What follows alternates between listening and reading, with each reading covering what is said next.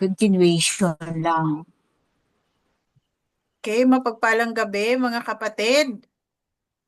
Tayo po ay magpapatuloy sa ating talakayan ng Aklat ng Genesis. Dito na po tayo sa Kabanata 11. Sino ang reader? Kabanata, mapagpalang gabi mga kapatid. Ito, Kabanata 11 ng Genesis. Aklat ng Genesis, ang ugat ng geopolitical na suliranin. Okay.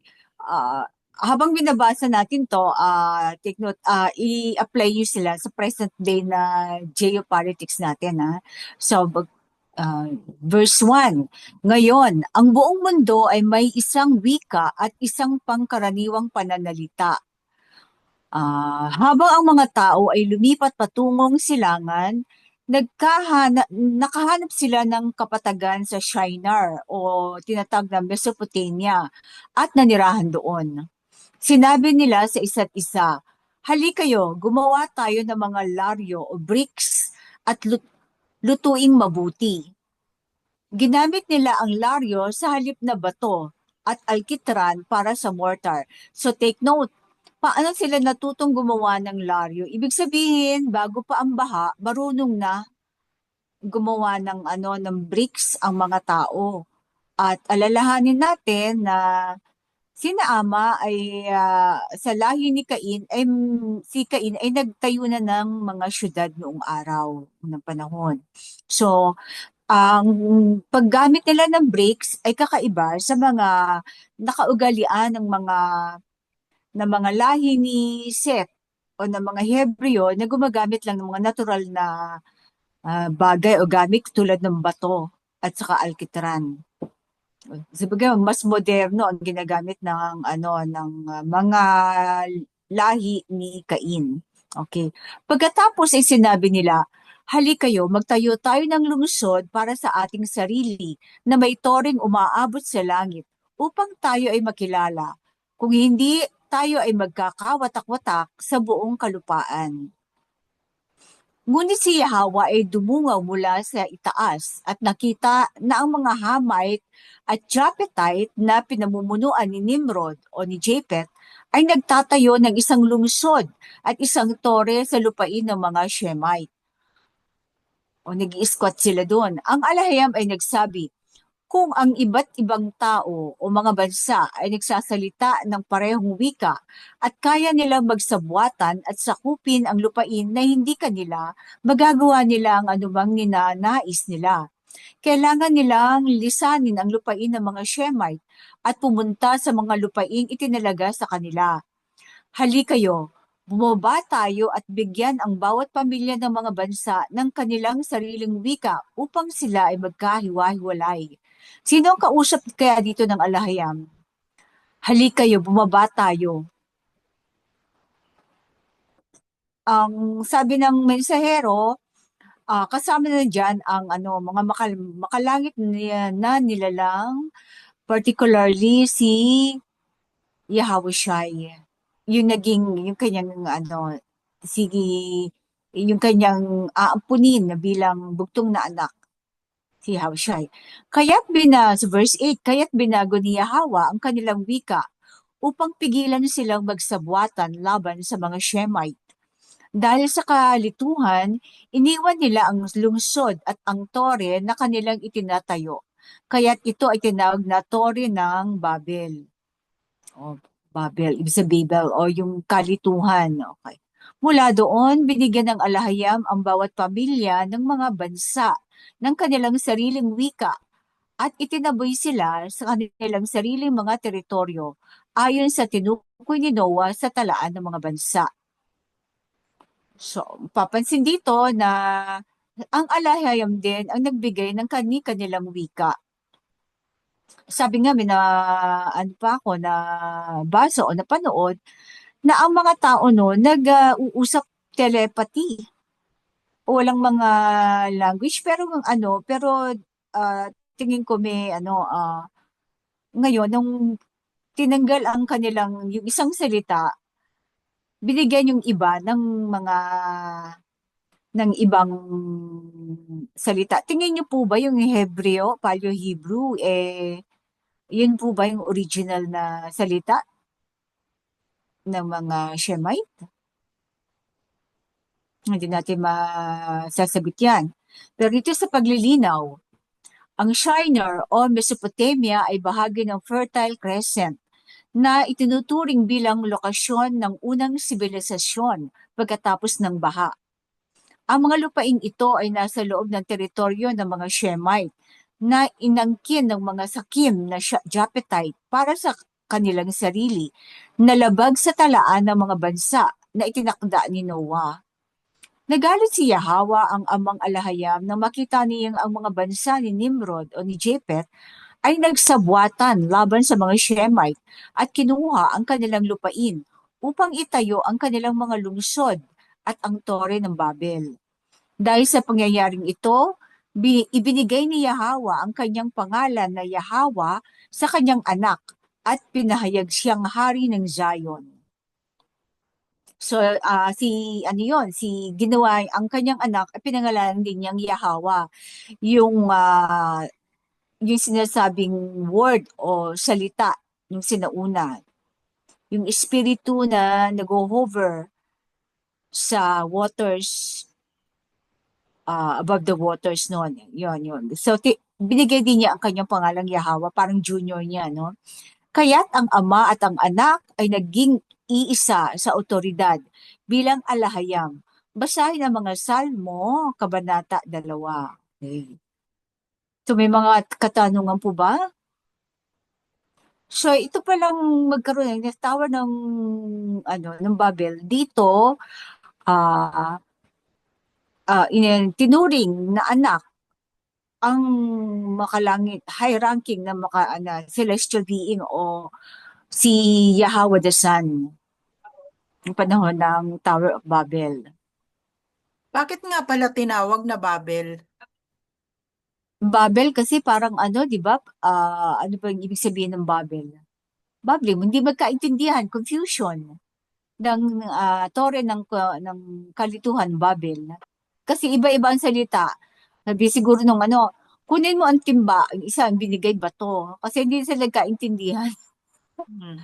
Para ka nagipag-usap sa animal, wala ka idea kung ano yung sinasabi. Saka siguro yung consciousness nila nagkahiwa-hiwalay din. Yung mga diwa nila.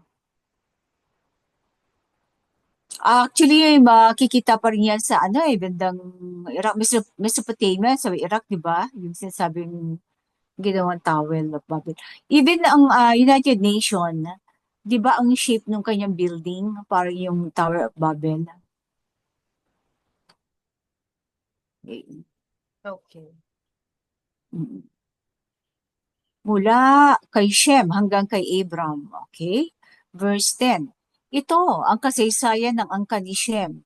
2 taon pagkatapos ng baha, nang si Shem ay 100 taong gulang, siya ay naging ama ni Arphaxad. At pagkatapos niyang maging ama ni Arphaxad, si Shem ay nabuhay ng 500 taon at nagkaroon ng iba pang mga anak na lalaki at babae.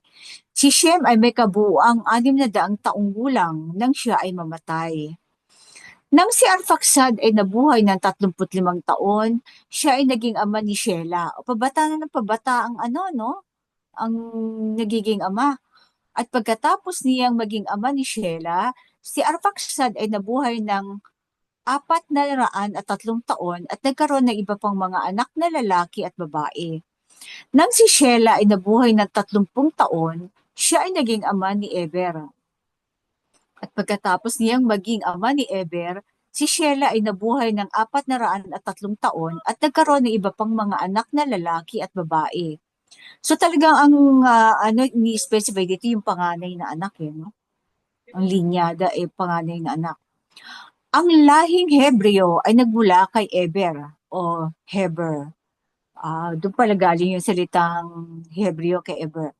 Verse 16, nang si Eber ay nabuhay ng 34 na taon, siya ay naging ama ni Peleg. At pagkatapos niyang maging ama ni Peleg, si Eber ay nabuhay ng 430 taon at nagkaroon ng iba pang mga anak na lalaki at babae. Nang si Peleg ay nabuhay ng 30 taon, siya ay naging ama ni Reu. At pagkatapos niyang maging ama ni Reo, si Peleg ay nabuhay ng 209 taon at nagkaroon ng iba pang mga anak na lalaki at babae. Nang si Reu ay nabuhay ng 32 taon, siya ay naging ama ni Serug. At pagkatapos niyang maging ama ni Serug, si Reu ay nabuhay ng 207 taon at nagkaroon ng iba pang mga anak na lalaki at babae. Nang si Serug ay nabuhay ng 30 taon, siya ay naging ama ni Nahor. At pagkatapos niyang maging ama ni Nahor, si Serug ay nabuhay ng 200 taon at nagkaroon ng iba pang mga anak na lalaki at babae. Nang si Nahor ay nabuhay ng 29 taon, siya ay naging ama ni Tera. At pagkatapos niyang maging ama ni Tera, si Nahor ay nabuhay ng 119 taon at nagkaroon ng iba pang mga anak na lalaki at babae. Pagkatapos mabuhay ni Tera ng 70 taon, siya ay naging ama ni Abram, Nahor at Haran. Okay, si Tera ang naging ama ni Abram, Nahor at Haran.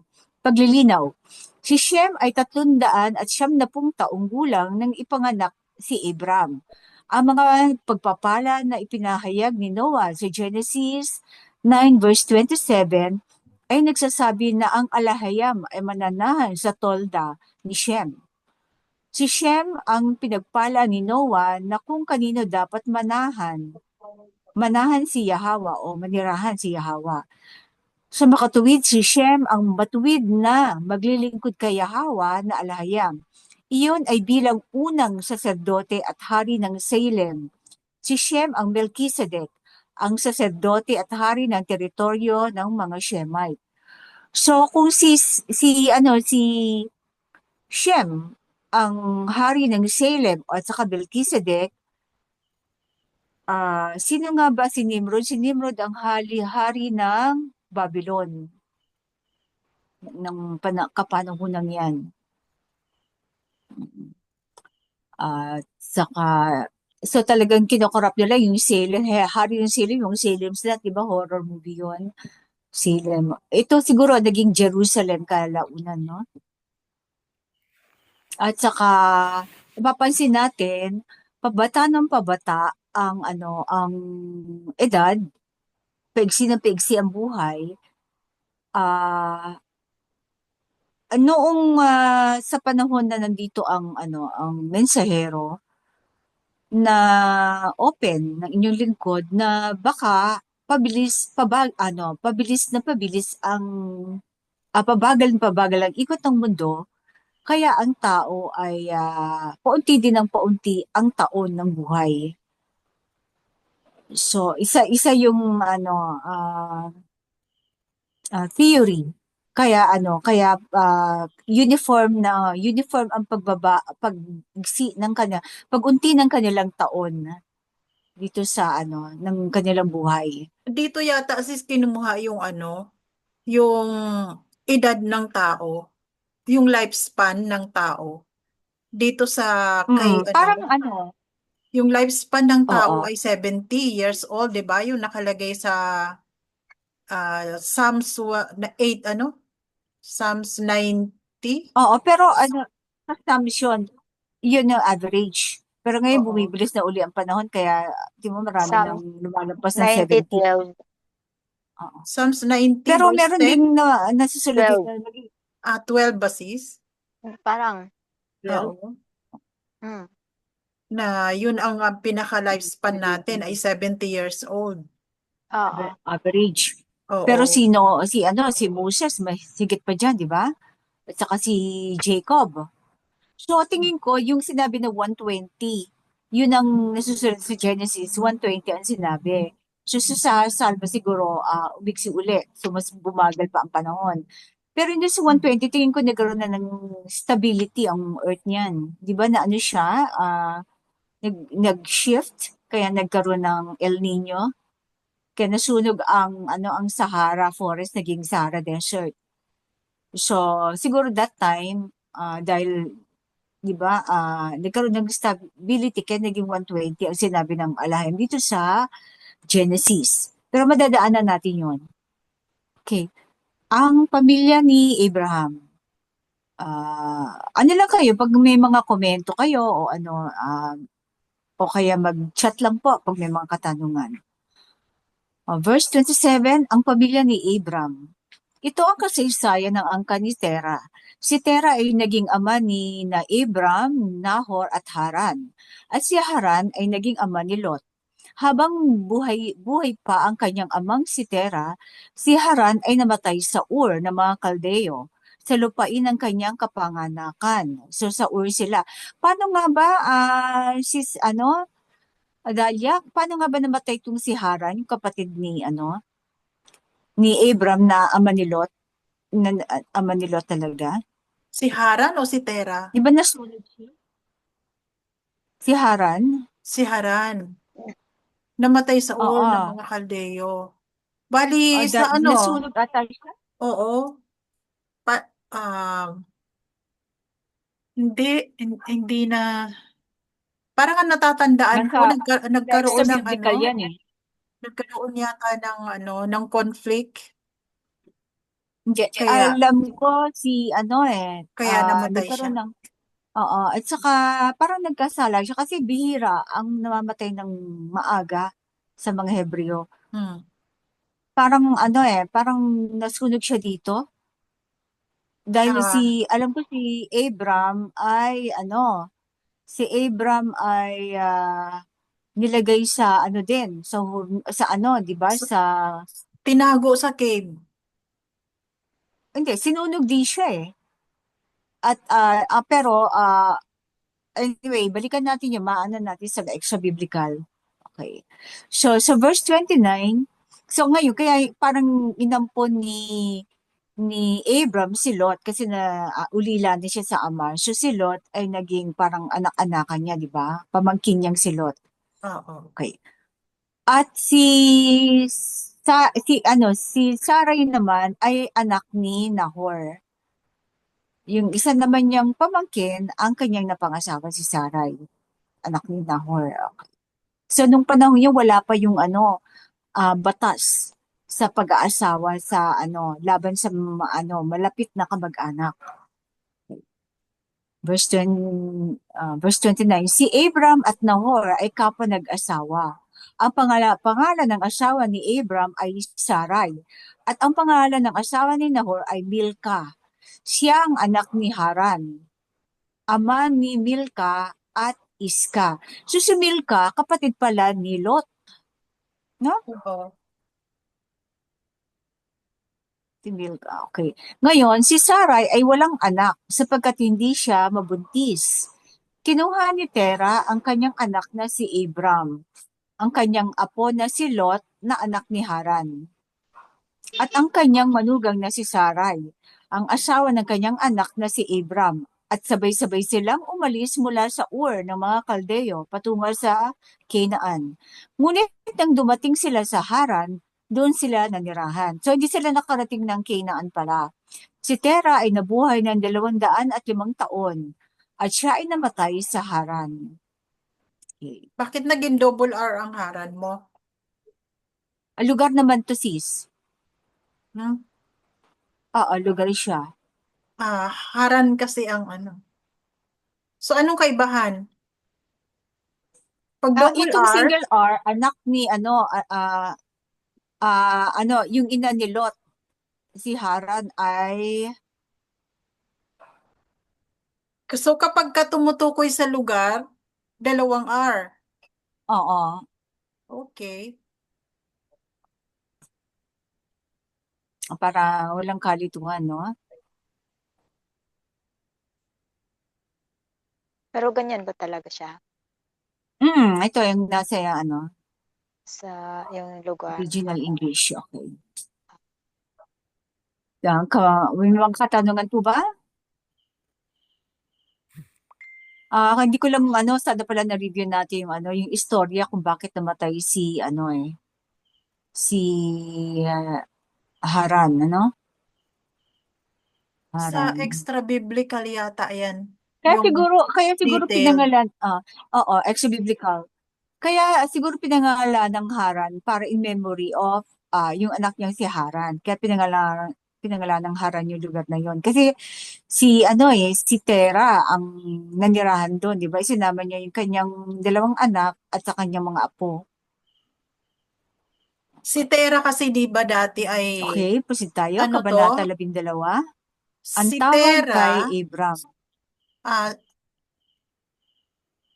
i, ano ko lang, balikan Ano ko po? lang yung kwento sa aklat ng Jaser. Kasi si Tera ay advisor ni Faraon that time.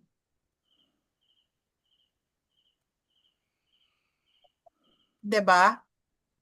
Ah, Bago Chapi ipinanganak ako si sis eh. Ano? oo, bago pinanganak si Abram, si Tera ay Ano? katiwala ni Faraon. Ah, ni Nimrod. Ah, Oo. Nimrod ba or si Nimrod. Faraon? Katiwala siya ni Nimrod. Si Nimrod. Nimrod, oo. Wala pang Katiwala paraon ni noon. Wala Nimrod. pang paraon noon. Oo. Oo. Kaya nung ipinanganak si Abram, naging threat ito kay Nimrod, Mm-mm. 'di ba? Kaya Oo. Kaya ipapapatay sana tinago siya siya. sa kuweba. Oo, ipapapatay sana siya ni Nimrod. Kaya itinago sa kuweba itong si Abram. Pero bata pa siya noon.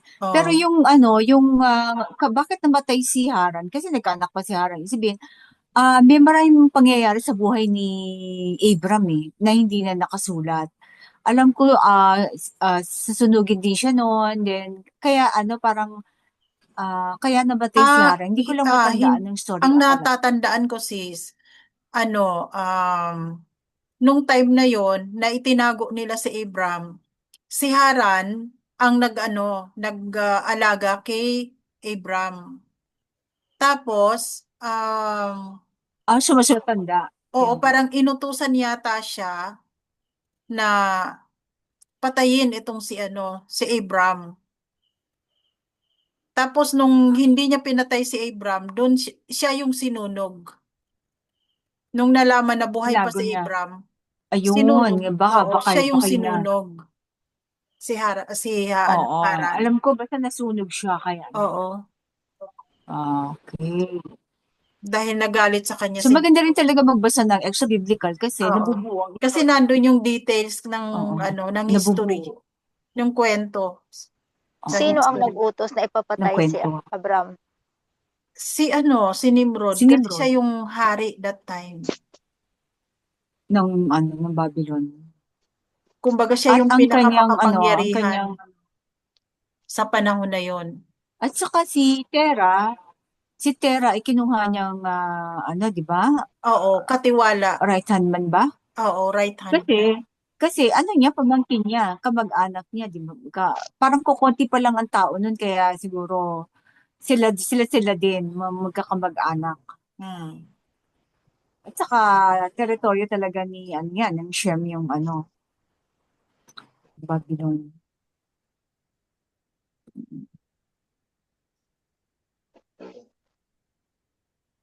Actually, marami pang Oo, mga marami pang mababasa na magagandang detalye sa aklat ng Oo, Jaser.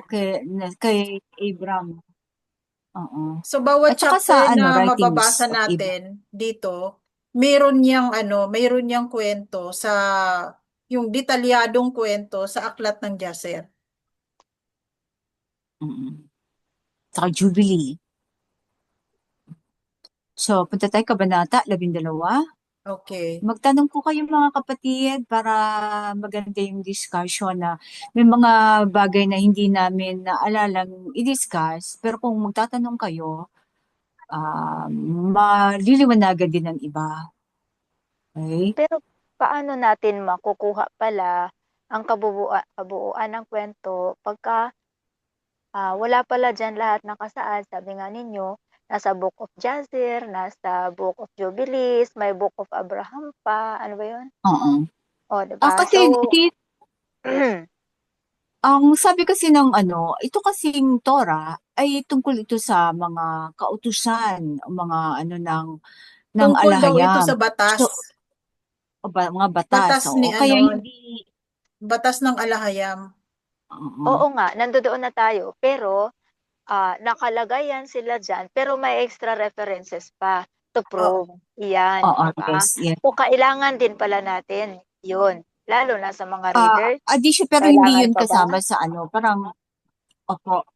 Ah, Ang mensahero kasi, yung ibang ano dito kasi, katulad nung yung Jubilee, yung mga lugar, yung mga paghahati-hati na teritoryo, yun kasi ay ano, hanggang ngayon kasi mapuprove mo na tama yun. Kaya lang kasi yung ibang mga aklat, marami corruption, kaya hindi nag-ano mensahero na mag-refer ng mga libro kasi may mga corruption nga. So, yung inaano lang namin, mga natatandaan natin na kaya siguro kaya ganon. Pero kung tungkol naman sa batas ng alahiyang, hindi naman yun, ano, hindi yun, kasi napakakapal masyado ang Torah kung ilalagay lahat ng mga extra, ano, yung mga story, mga detalye. Pinakita lang yun ang, ano, ang, kumbaga, ang mga nag, paano inano ng alahayam at paano mamuhay ang mga Israelita. Yung mga pertinent details lang ang nilagay sa Torah. Ngayon, ang mga truth seeker, nagbabasa, kung gusto nilang mas maintindihan pa, actually malinaw na ang pagkasulat dito, yun nga lang, yung mga background details, nasa magbabasa na yun kung gusto nilang basa yung mga extra biblical. Pero ang sa amin kasi, hindi rin namin maano, kasi baka may mga corruption na ayaw rin namin maluto ang tao. Baka masyadong ano, mga information overload. Katulad ng ginagawa ng ibang grupo, mas nakasalalay na sila sa extra biblical stories instead dun sa mga batas at ng covenant ng alahayam. So itong namang ano namin, kaya ko na ano kay Sis Dalia kung bakit namatay si Haran, ganon. Para maging malaman ng tao na tunay na nangyari ito at magkaroon sila ng curiosity na magsaliksik pa. Historical Kaya book ano, kasi ang ano, sis. Ang aklat ng oo, Jasher ay historical book. na Ito ay ina-apply natin summary. dito ngayon sa Torah. Oo, Oo, summary lang ngayon, ang ito Torah, para mga batas. ipakita sa atin kung paano nakitungo ang alahayam sa kanyang mga ano, mga hinirang, Pinili. Oo, mga mga pinili. piniling tao. Hmm. Sa mga Hebrew. Kaya ang Torah, sinulat ng Hebrew para sa mga Para sa Hebrew, di ba? Hebrew. oo, alam natin, oo, alam ko din yan. So, ibig sabihin, kapag sa paggawa nitong Torah, inilalagay na lang yon ng mga books na yun bilang references. Oo, ganun nga. Minsan sa annotation, di ba, nilalagay namin pag Oo. sigurado, katulad nung ano, nung mga, ah, siguro pwede rin ano, annotation, pero kasi kung hindi naman ano, nasa tao na rin yung kung magbabasa siya ng extra-biblical. Actually, Okay. ang mga aklat na yun ay downloadable, mga apps yun eh. Sa Oo, libre Google, naman yan, oo, downloadable. pwede Okay. niyong basahin kung meron kayong ano. Okay. Mm, Kung may time lang, 'di ba? mm, Nice din. Pero sabi nga, ayaw ng mensahero na baka mamaya malihis pa. So, best na mm. rin na kung ano lang dapat yung naaangkop doon sa punto, di siya na lang nandiyan. Pero kung Oo. kayanin Kung naman ang na hindi malihis ang magre-research, why not? Oo, yun ang ginagawa ng mga nasa norte, di ba? Talagang mga extra-biblical, pinag-aaralan din nila. Ah, ibang ano, meron din sa south na gano'n, na yun na ang kanilang sinusunod.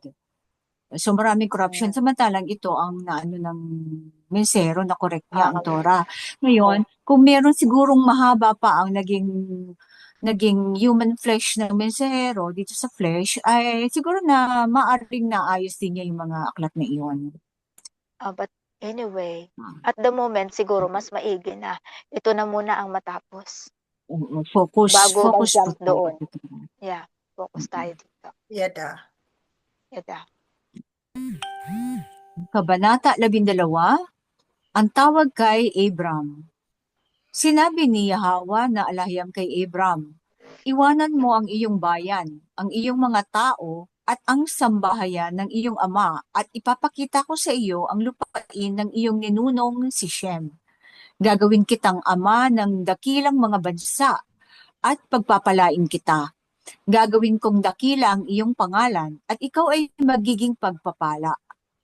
Pagpapalain ko ang mga magpapala sa iyo, at sino mang susumpain ka ay susumpain ko, at lahat ng bansa sa lupa ay pagpapalain sa pamamagitan mo. Yada.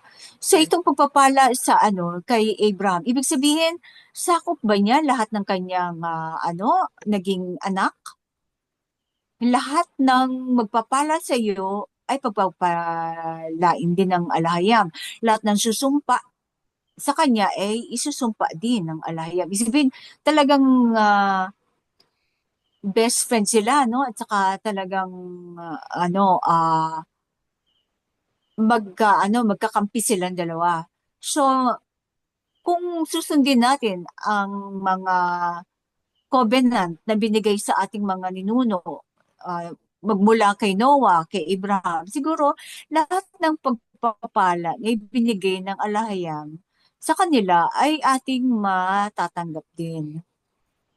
Di ba po? Siyempre, kasi Kasi kapag nasa kinikilala dugo, nasa natin si dugo yan. Abraham, sabi nga ang sino man na kumikilala sa kanya at talagang ipinapamuhay yung kanyang yung covenant, kasama sa kanyang pagpapala. Pero 'di ba ang covenant ay para sa Ganda. kanyang lahi, Oo. lahat ng magiging ina po niya hanggang sa mga huling araw. Oo. Pero Oh, may mga ina po si Abraham na hindi Israelita. Yung iba doon ay nilipol din. Tandaan mm. mo, yung mga sino nga ba yung ni Jethro, yan, yung mga lahi ni Jethro, yung anak niya, mga bayaw ni Jacob. Diba? Mga din ni Abraham yun, pero Oo, mga ina po ah din. nakipag-mix tayo. Oo. Yung Oo. mga babae doon na pangasawa ng mga Israelitang lalaki. So hindi lahat, pero yung hindi kasi naman sila lahat sumunod sa covenant, diba? Ang talagang Maaari. pinili ng alahayam ay ang Israelita, mga anak ni Jacob.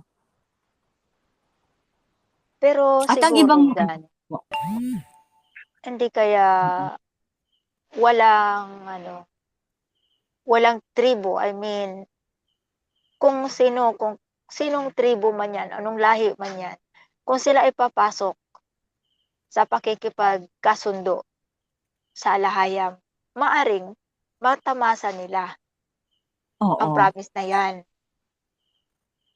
di ba? Sa baptism, sis. Oo, sa pagpapabautismo.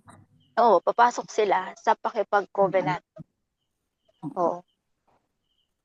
Kasi sabi nga, ang promise na yan para sa lahat.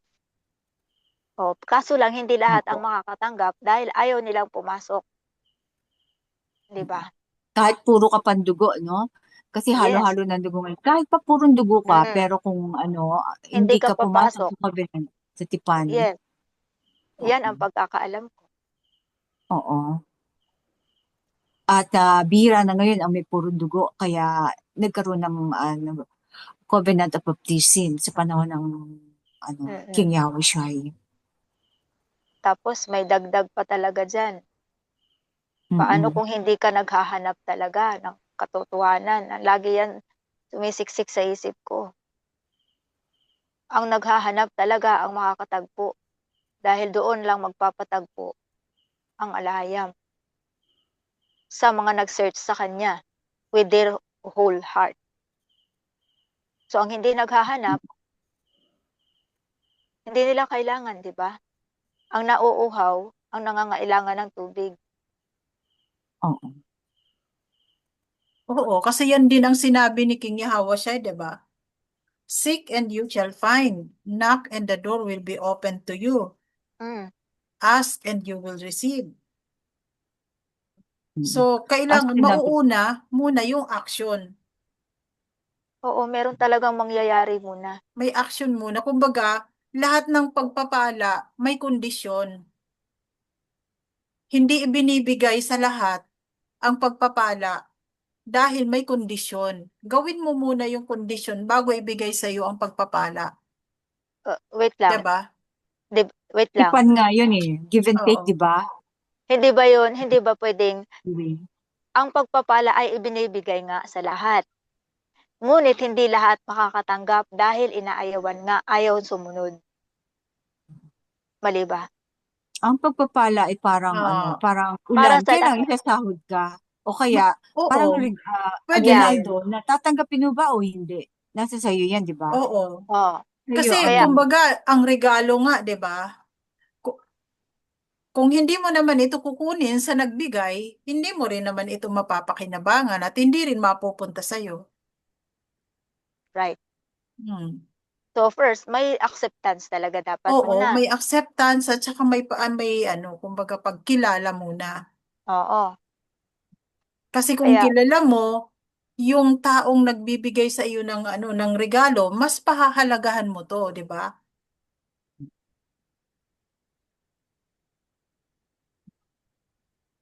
yung iba nga mas natutuwa nga sila hindi nga nila kilala pero nagbigay sa kanila.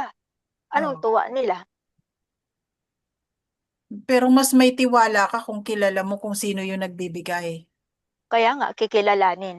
Oo. Kung merong naghahanap para kikilalanin nila, Oo. 'di ba? Iba iba 'yun, eh, sa akin lang. Iba yung ako naghanap. Naghahanap ako, nauuhaw ako dahil may nararamdaman akong parang may kulang. So, naghanap talaga ako. So, na natagpuan ko na ay masakit nung malaman kong gano'n. Pero ay, sabi ko, ay iba 'to, parang ito 'yun, ah. O 'di nagpatuloy ako ngayon. Iba kapag ikaw mismo ang nakatuklas na ikaw yung naghanap. Dahil nung sinagot ka, gano'n naman kasarap Oo, sis, ng yan iyong naman ang sabi ni King Yahweh sa kanyang mga parable, 'di ba? Na the mm, heavenly kingdom is like a woman who lost her ano pearl, mm, 'di ba? mm, Nawawalisan niya ang lahat. Hahanapin niya talaga at kapag natagpuan niya ito ay ano, magsasaya siya.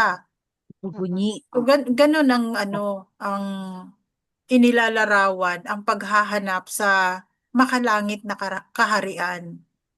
Oo, O kaya yung nakahukay ng pearl. Oo, Ngayon, nung makita niya nakahukay yung ng binenta pearl. niya at binili ang Oo. lupang yun. Hmm. Binenta niya lahat para lang makuha yung ano na yun. Oo. o 'di ba? Worth Siguro, it. Kaya ganun kalimutan mo lahat ng kahalaga. reliyon, di ba? Oo, Sabi nga anumang bagay na pinaghihirapan mo ay talagang pinahahalagahan mo. mm. Kasi kung hindi mo pinaghirapan, hindi mo yan pahahalagahan. At saka hindi mo hahanapin ang isang bagay kung wala kang alam na patutunguhan. May Hmm. goal ka, eh. Oh, kaya mo hinanap dahil nais mo na doon ka talaga sa paraiso ng may likha, uuwi. Dahil may dalawang uuwian puwede ang tao pagkatapos mamatay. Doon sa naglalagablab na apoy at sa paraiso. Ngayon, nasa tao mamili, eh. Oo. Dalawang pintuan nga ang dapat niyang ano 200. Nakatayo siya sa gitna, nandun may daan patungo sa kaliwa at patungo sa kanan. Saan ba siya Mm, pupunta? 'di ba? 'Di ba? So aalamin niya, ano ba, saan ba patungo itong nasa kaliwa? Saan ba patungo itong nasa kanan? So yun ang dapat na isipin ng bawat isa na ikaw ay nakatayo sa gitna ng dalawang daanan. So, Oo. kailangan mong alamin, pagbibigyan mo ng panahon, oras mo para alamin saan ba patungo itong nasa kanan, saan din patungo itong nasa kaliwa. So, doon ka palang magdedesisyon kung saan ka pupunta. Dahil kung At hindi mo alam kung ano ang nasa dulo ng daanan na yan papunta sa kanan o sa kaliwa, dahil hindi ka naghanap, hindi mo alam. So,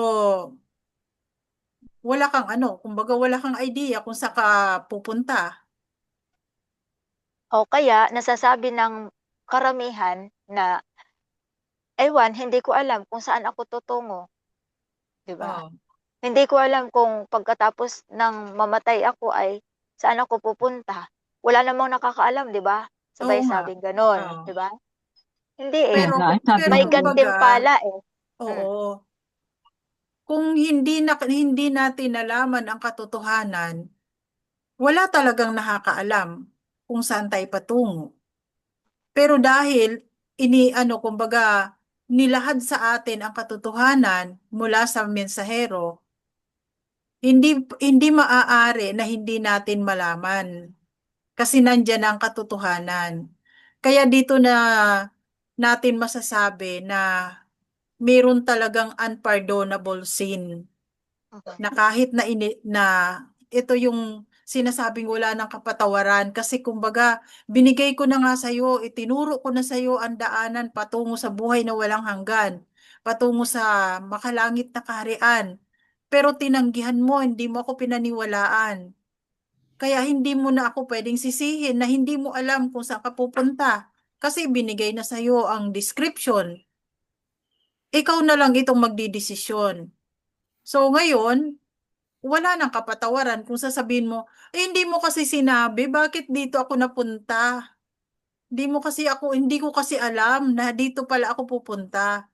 Hindi, kasi sinabi na sa'yo. Sabi nga ng wala daw makakaligtas sa mga nilikha ng alahayam na hindi niya malaman ang katotohanan bago siya mamatay. So lahat daw ay nakarinig ng salita. Kasi sinabi ni King Yahushua na isusulat na sa iyong mga puso at diwa ang mga salita, ang mga kautusan ni Aba. Kaya wala nang pwedeng magsabi na hindi mo alam. Kasi alam mo na yan. Bago ka pa isinilang, alam mo na yan. At itong mga binabasa natin ay isang patunay na ito nga ang mga salita. Na kumbaga pag binabasa natin parang na alam na natin. Hindi na mahirap tanggapin kasi parang nakaano na talaga, nakaukit na sa ating mga puso't diwa ang mga salitang ito. So ngayon, habang binabasa natin, ito ay nagpapatunay na galing nga ito sa alahyam. Nasa sa Talaga. pagtanggap, nasa sa Oo, pagtanggap lang talaga ito. yun Yan lang. nga. Kaya Pero sabi nakakalungkot, kung alam mo oo, ang katotohanan at hindi mo ito isinasagawa, ikaw ay nagkakasala. At yan ang tinatawag na unpardonable sin. Yung alam mo na ang katotohanan pero hindi mo pinaniniwalaan. Kasi masarap kasi, eh, yung ito, eh, yun, eh. Yun lang. Oo, oo. Mas masarap, ang iba din gusto ng covenant lang, ayaw sumunod. Oh, yun lang. So, Ah, ang so pagpapala yung na iba, ito 'di ba, papasok lang sila, magpapabaptize ako, papasok ako sa covenant. Pero pagkatapos ng baptism, hindi ko na alam kung anong gagawin ko. Kasi parang yung kung mahirap man yan gawin, mahirap sumunod sa mga iniuutos sa atin, hindi ko na yung gagawin. 'Di ba? So yung iba, basta makapasok lang sa covenant, tapos na sila. Ang hindi nila alam, na kailangan mong lakaran. Yung iba pumasok lang sa pintuan. Akala nila ayos na sila. Pero ang mahalaga, lakaran mo. Pumasok ka sa loob at lakaran mo yung daan na yon patungo sa makalangit na kaharian. At napakaraming mga hadlang. Sundin ang mga kautusan. Oo, Mm. napakaraming Ganapin. hadlang ang makikita mo, ang masasalubong mo habang ikaw ay lumalakad diyan. Parang pakipot ng pakipot ang daan. May mga tinik, mayroong bako-bako, lubak-lubak. So, nasa sa iyo pa rin ang determinasyon kung magpapatuloy ka. Ano ba yung daan, sis? Ha? Ano yung daan? Kasi Ibig medyo matalinghaga kasi yan. Para oo. sa mga iba, ordinaryong tao, ano yung daan? Oo, ang daan na ito, yun yung sinasabi na ni King Yahweh na may dalawang Ano yun? pintuan. Isang makipot at saka isang maluwang na pintuan. Yung makipot ay patungo sa buhay na walang hanggan. Oo. At yung Ano yun? maluwag, Bakit naging makipot? Ba't mo nasabi makipot siya? Ano ba makipot siya? siya kasi maliit Mahirap? lang. Sabi, Mahirap? Mahirap gawin? maliit lang kasi ang pintuan na yan. O konti lang ang dadaan doon? Kaya Konti kukunti lang ang lang ang dadaan. dadaan doon at mahirap nilang makita kasi maliit lang. E Kasi ang samantalang yung isa pang maluwag, yung malaking pintuan, marami hayahay, ang hayahay dumadaan na doon. buhay. Oh, Hayahay na buhay. hayahay na buhay, walang hadlang, walang Oo, kasi lubak. oo. Yun Hmm. yun ang ano pagkaintindi ko kasi pag way, pwedeng literal na way yung daan, meron yung way yung pamamaraan. Ibig sabihin pamamaraan ng buhay na lahat ng nakasaad sa Torah, mga kautusan at mga ay sinusunod mo. Yung mga kapistahan, pagsasabat. Yun, yung sa Yes. iba talaga mahirap yun kasi iba kasi ay mahirap sumunod, bawal kumain ng ganito, ganon. Yun na nga lang Kaya eh, naging yung makipot, ibig dietary sabihin law na ng nga lang ang makipot. napakahirap Oo, para sa lahat ng mga oo, nasanay na sa maluwag na pamumuhay, sa oo. lifestyle na maluwag. So Lahat kapag ka ng layaw, pumasok ka kalayawan. sa makipot na pintuan, inaayawan nila kasi ang dami namang ano niyan, dami namang bawal. Bawal. Gaya ng nangyari sa akin. Bawal magpatato. Oo, Uso-uso pa naman yun, di ba? dahil sa maraming bawal, Bawal ah, kinamuhian na ako ng mga pinsan ko. mag-uurong At na. kumbaga, Bawal itinatuwa ang na nila hipon. ako. Ay, grabe. Hipon, paborito ko yun. Di ba? Oo. Kailan mo higit? Mm.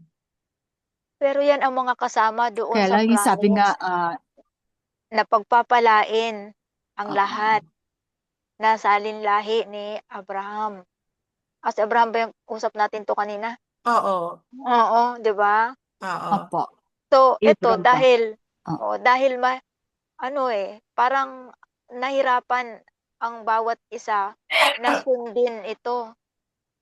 Biro mo, meron tayong mga offerings, meron tayong mga sine-celebrate na mga kapistahan na wala ito noon sa ating kaalaman. Pero ibinalik tayo sa ganitong kaalaman na ito pala yung dapat nating sundin. Ito pala yung mga ipinag-uutos ng mga Naku, kapistahan. wala na tayong Hindi, Pasko. hindi Wala pala na ito. Noche Buena, di ba? Oo, 'di ba? 'Di ba? So, ayan. Kaya mahirap. Mahirap, oo. Kaya Talagang yun ang mahirap. makipot. Kasi, for how many years ba naman na nakasanayan mo na, pagkatapos Oo. biglang aalisin mo sa sarili mo? 'Di ba? Oo. Napakahirap At nun. saka naiiba ka kasi sa iba. Okay lang kung yung buong Oo. pamilya mo, di ba? Okay lang sana kung buong komunidad kayo, ganon. Pero Oo. pag ikaw nag-iisa sa isang pamilya o sa isang komunidad, mahirap talaga. Kaya makipot, iilan lang talaga ang nakakasunod Kasi kung at hindi ka talaga nakakadadaan sa makipot na daan. kailangan maging determinado ka talaga sa desisyon mo. Oo. Kasi At saka, napakaraming hadlang. Nasa mas pagsunod pa man mamahalin din. mo dapat ang alahayam.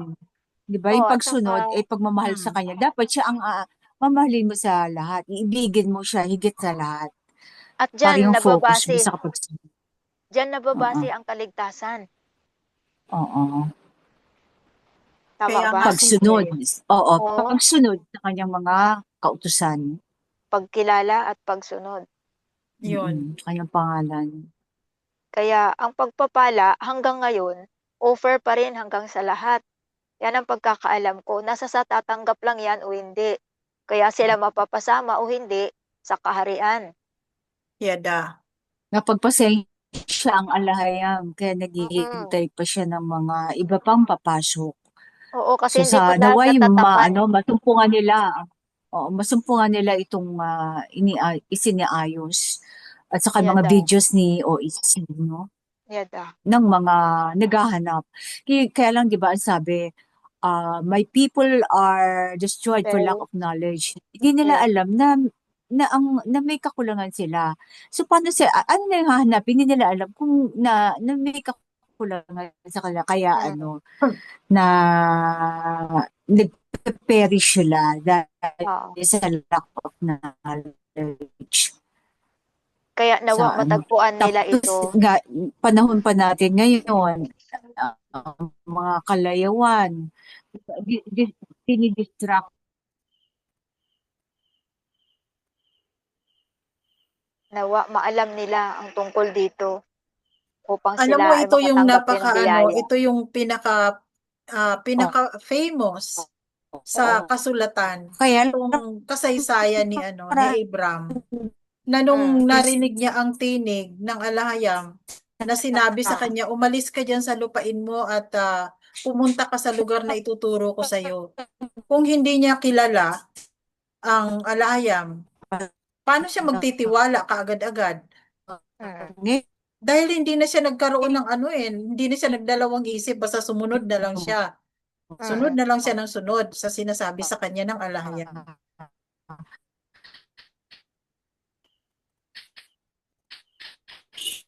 Kaya nga siya yung yung tinawag na a man of faith. social Oo.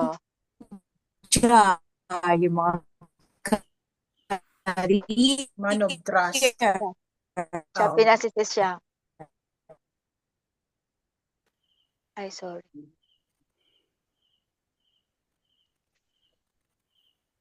Kaya salamat Ito. at mayroon ka nito. Oo, tuloy na natin, mga kapatid. Verse 4. Saan na Shopee, si it's Salty? royal.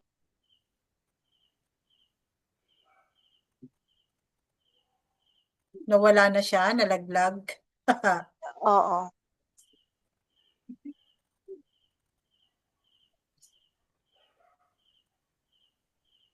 Asaan na si Salty?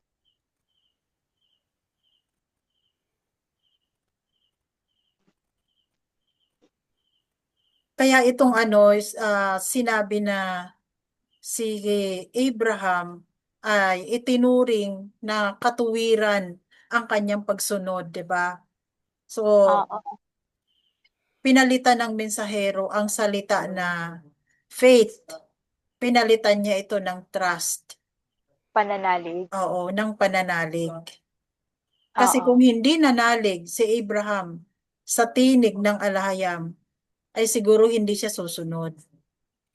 So, hindi rin niya natanggap ang pagpapalang ito na Oo, pinangako sa kanya kaya nga. hanggang sa henerasyon. Pero dahil sa kanyang pagsunod, yun ang itinuring na katuwiran. Oo. Dahil naging matuwid si Abraham sa kanyang pagtitiwala sa alahayam. Kasi yung background kasi nito ni Abraham, yung tatay niya, si Terah, ay namulat doon sa pagsamba ng mga Egyptian, Mm. ng mga Babylonian. Kasi naglilingkod nga siya kay Nimrod, yung tatay ni Abraham, si Terah. Parehas Kaya, silang tatay at saka ni Moses? oo. So, Oo. ang tatay niya naglilingkod doon kay Nimrod. Mm. Kaya sumasamba sila sa mga rebulto. marami siyang mga imahen, mga ano na dala-dala nung bago pa siya tinawag ni Aba. Kumbaga Mm.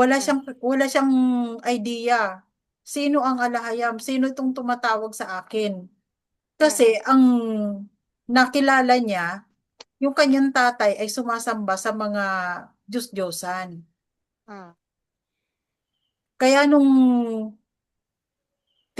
tinawag na siya ng alahayam, sinira niya itong mga ano, mga rebulto na yan. Ayun ang nabasa namin doon sa extra biblical na talagang detalyado ang kwento. Ano kayang naging pakiramdam niya at naging reaksyon niya nung malaman? Hmm. Kaya nga inutusan siya ni Aba na umalis ka sa iyong lugar. Kasi doon sa lugar na yon ay talagang parang ano, matitempt ka talaga na sumunod sa mga kaugalian ng pagsamba sa mga idolo. Oo, Kaya oo. pinaalis siya doon ni Aba at kailangan lumayo siya para magkaroon siya ng ah, talagang pagsunod sa alahayam. Kasi 'di ba parang napakahirap. 'Di ba mga kapatid, napakahirap na halimbawa sa bahay lang natin, kung hindi lahat ng kasama mo sa bahay ay sumusunod sa alahayam. Parang hindi hindi mawala ng conflict eh. 'Di ba? Minsan mapapasunod ka na lang kasi yung ginagawa nila, halimbawa sa pagkain, magkakaiba kayo ng ano ng pagkain. So, paano ka magluluto para sa kanila at magluluto ka rin para sa iyo? Minsan lalaitin ka pa. Kaya mahirap na magkakasama kayo tapos magkakaiba kayo ng sinasamba.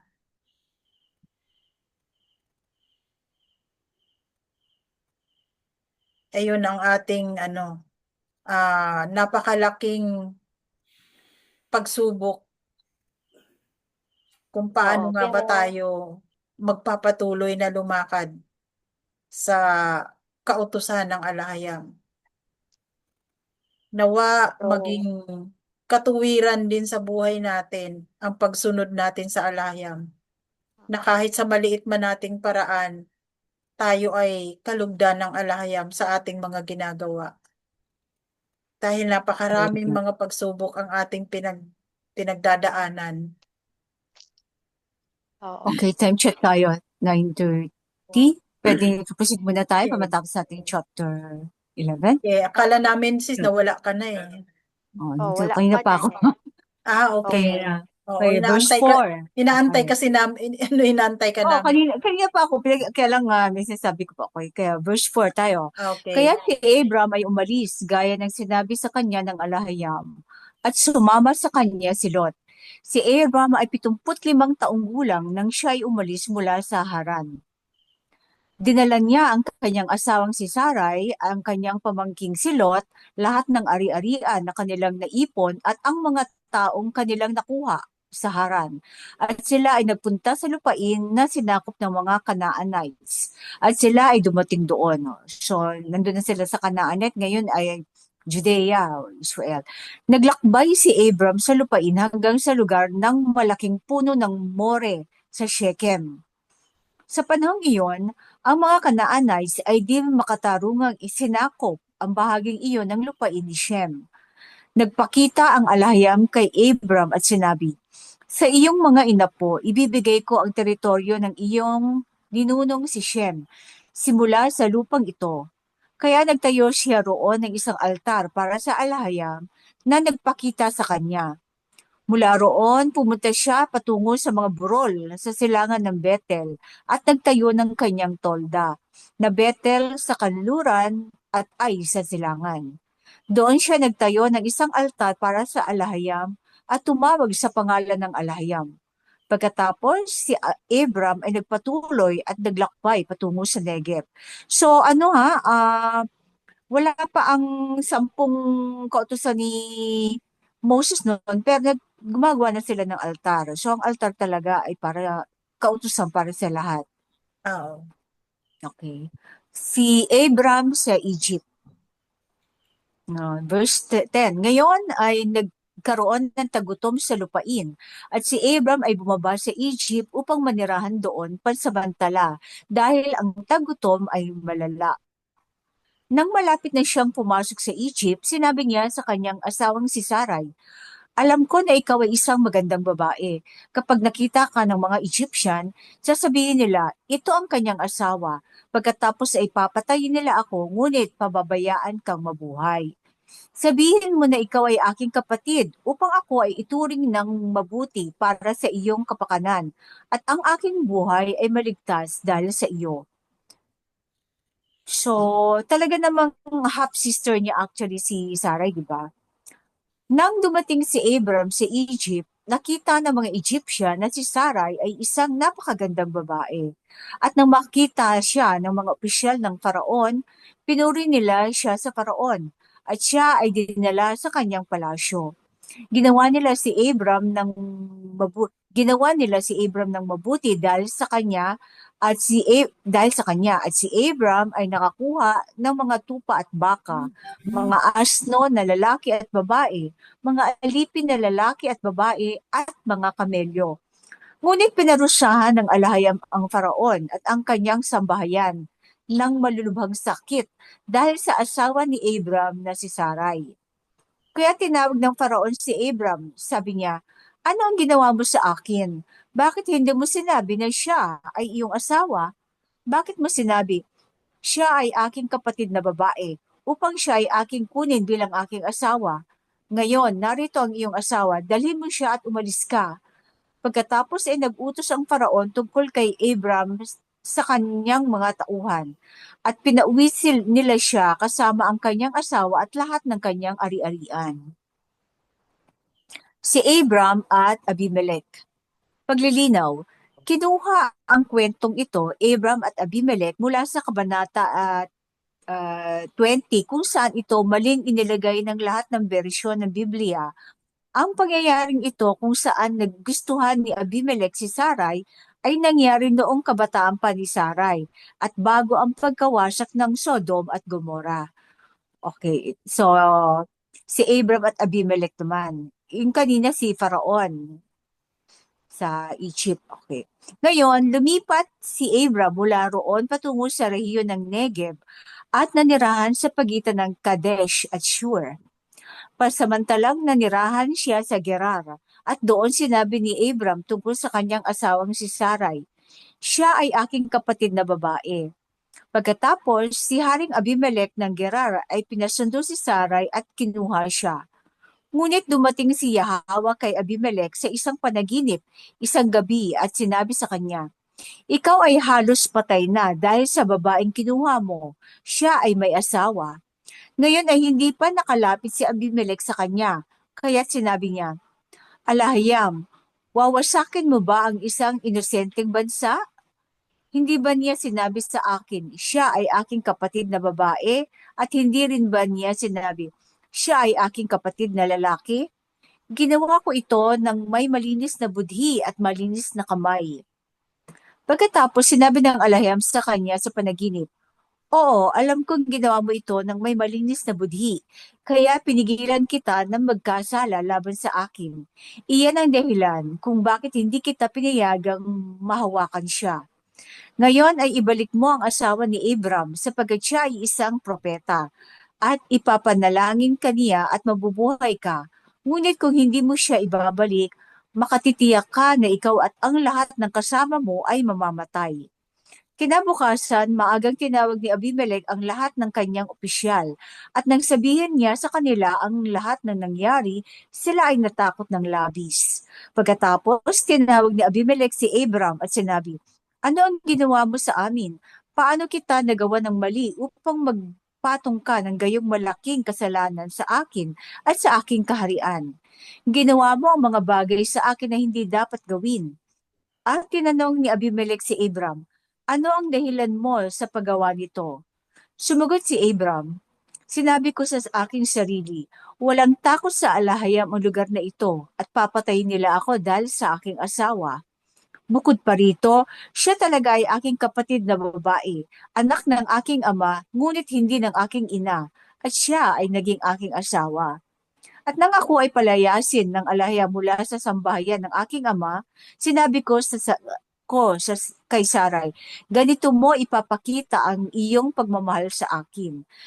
Kahit saan tayo magpunta, sabihin mo tungkol sa akin, siya ay aking kapatid na lalaki.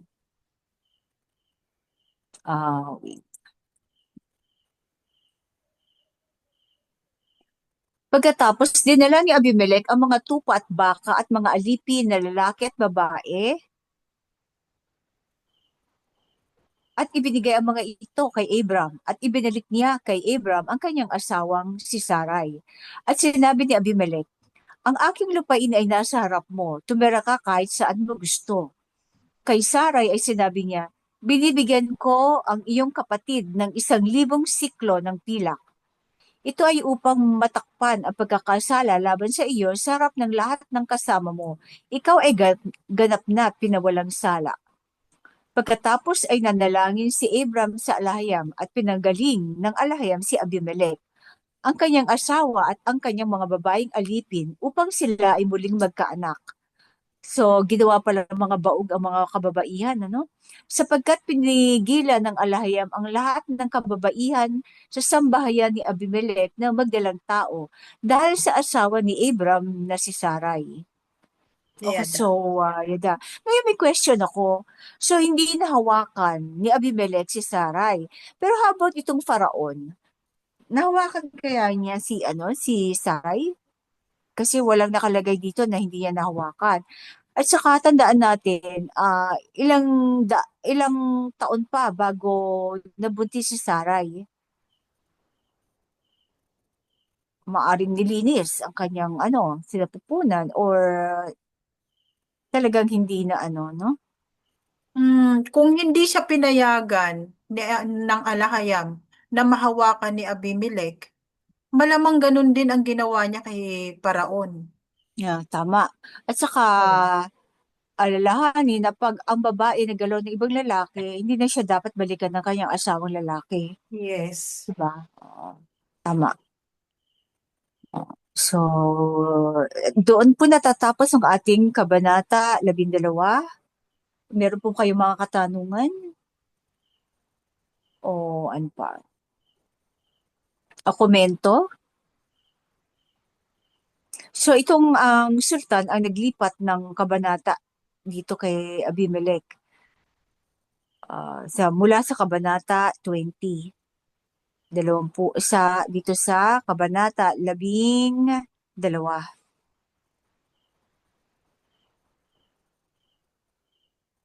Kasi siguro ang akala nila kasi may Abimelech din sa panahon ni Jacob.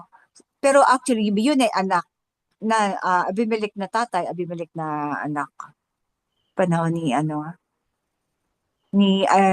Isaac pala.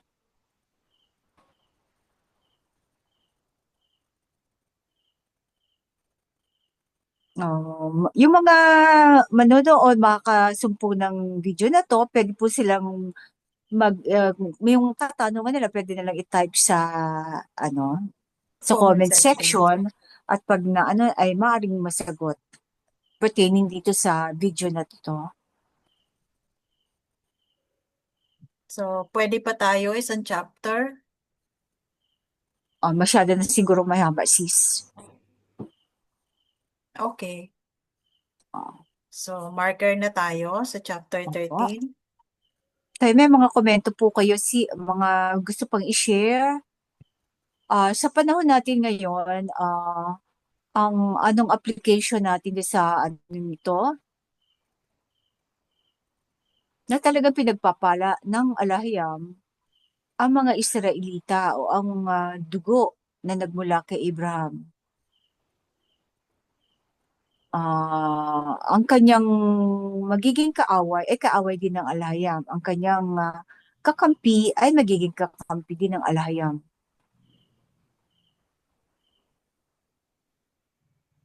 So yung mga umaaway sa atin, pwede nating isipin, ay kaaway ka din ng alayam. Kaaway ka din ni Aba. Isipin na lang natin, huwag mo sasabihin yun. Although, huwag natin sasabihin sa kanila. So, yun ang, ano, ah, may iwasan natin ang, ano, maghimutok o gumanti. Sapagkat sabi nga, vengeance is mine, sabi ng alahayam, di ba?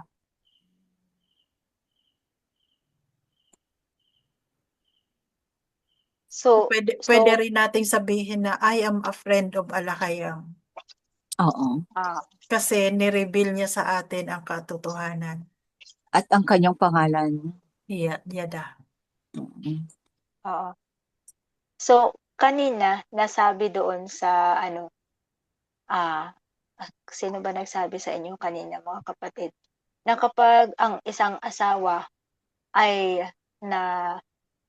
na-touch ng ibang lalaki, hindi na siya pwedeng balikan ng kanyang asawang lalaki. Mm-mm.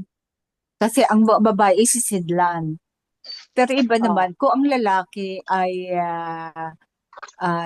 nangalunya, pwede pa niyang balikan ng kanyang asawa. So meron talagang medyo may double standard, pero yun talaga ay batas yun ng alayam. Oo, pero paano naman kung hindi na siya tatanggapin ni asawang babae, okay lang din ba yun? Meron ng free will. Oo, may free will naman. Okay. Pero ang babae hindi talaga dapat na mangalunya.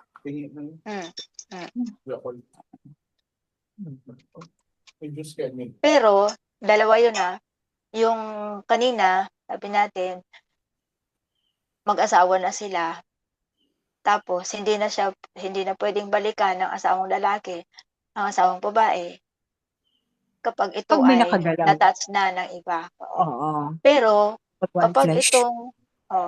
pag ang babae bago sila nag-asawa ng asawa niya ay na-touch na ng iba, okay lang yun. Pwede lang yun. Ano nga ang batas doon? Kasi ang mga Hebrew kasi inaano nila na hangga't maaari, 'di ba, yung wala pang karanasan babae virgin kasi para malinis. No. Pero nung panahon ng mensahero, nagkaroon siya ng reset.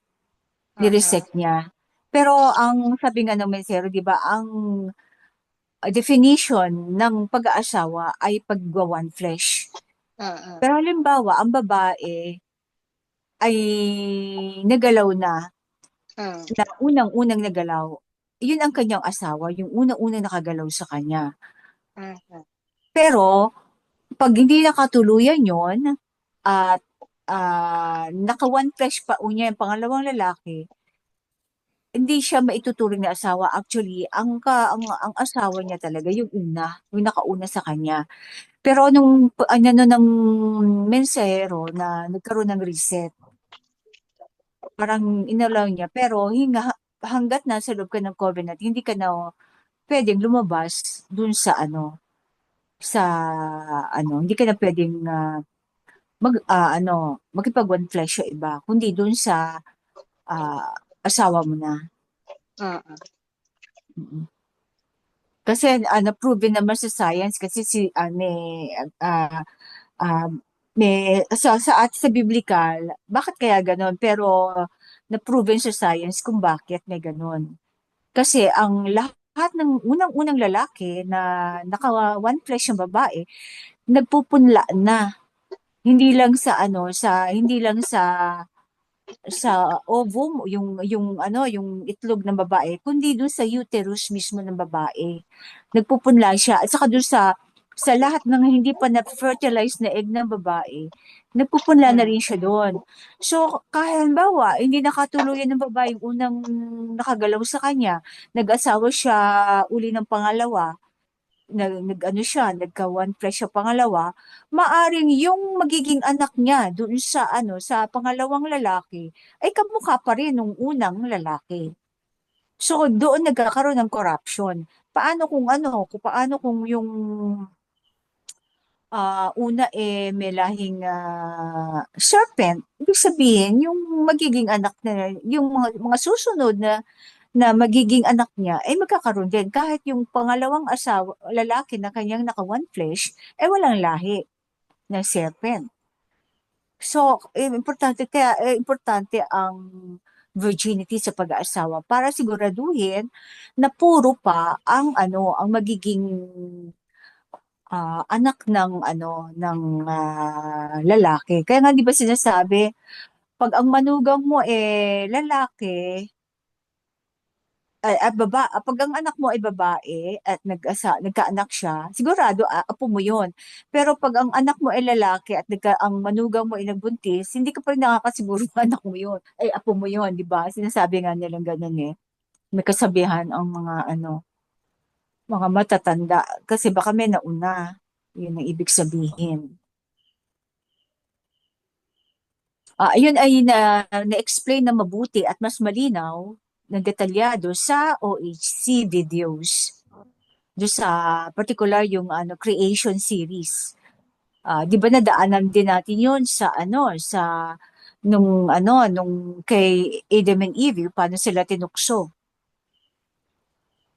Kaya si Seth ay ilang 100 taon pa bago uli nagbuntis si Adama. Si Hawa.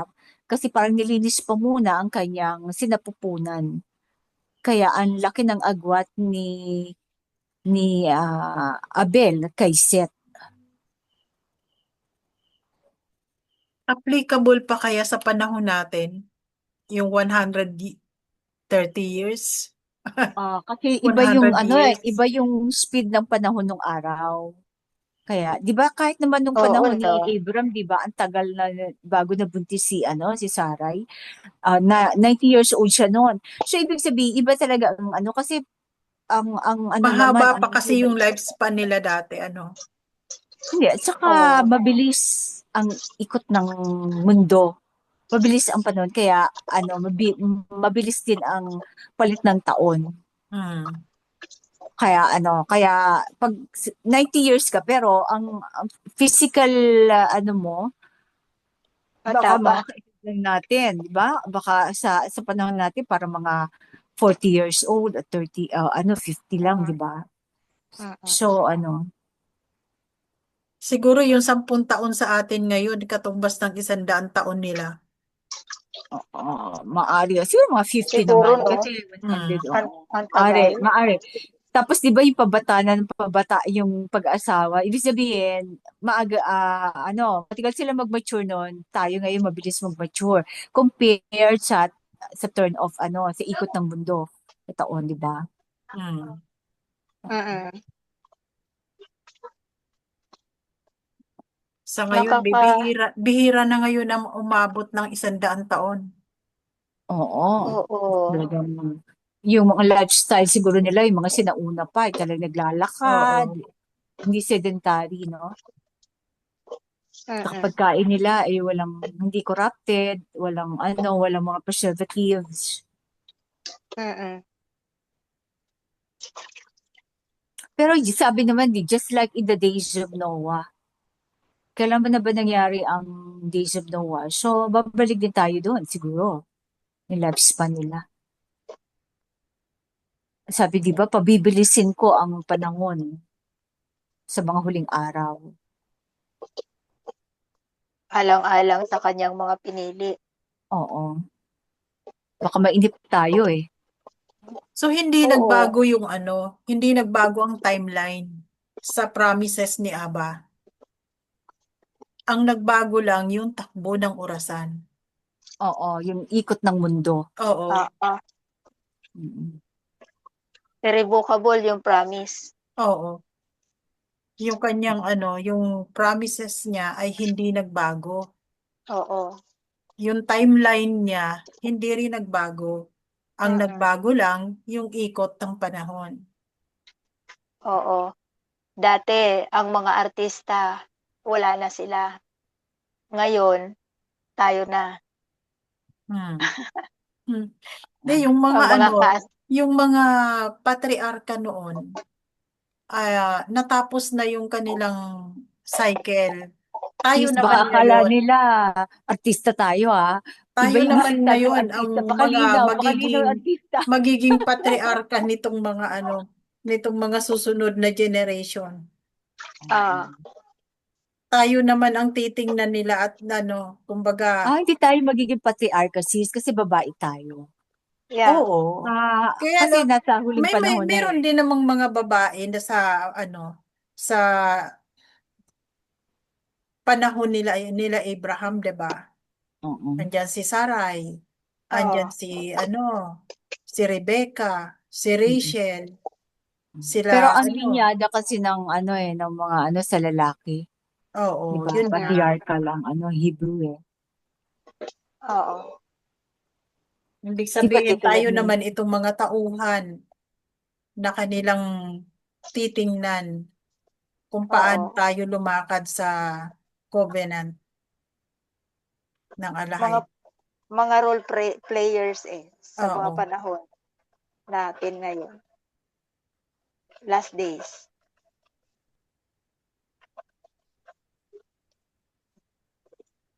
So, salamat lang talaga at mayroong ganito. Matagpuan nawa ito ng mga naghahanap.